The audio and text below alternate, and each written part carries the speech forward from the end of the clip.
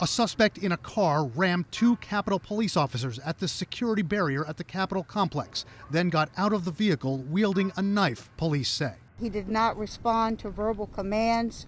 The suspect did start lunging toward U.S. Capitol police officers, at which time U.S. Capitol police officers fired upon the suspect. At least one of the officers was stabbed, an official tells CNN.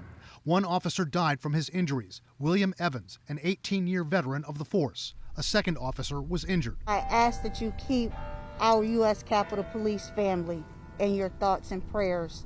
The suspect, identified by sources as Noah Green, age 25, is dead as well. He was not familiar to Capitol Police, authorities said.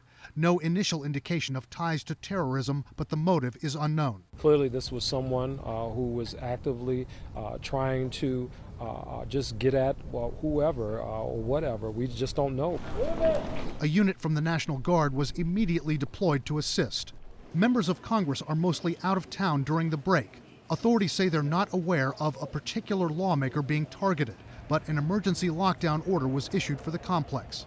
The incident comes amid an increase in reported threats to lawmakers in recent months and a debate over removing more of the fencing around the Capitol, in place since the January 6th riot targeting lawmakers, and reducing the National Guard deployment.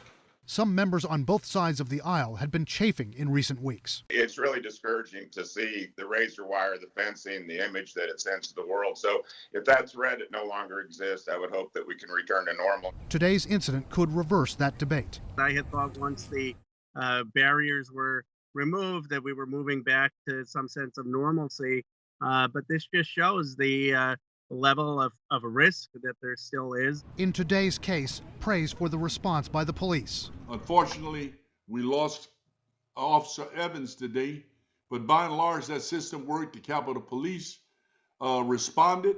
They stopped him. The system worked.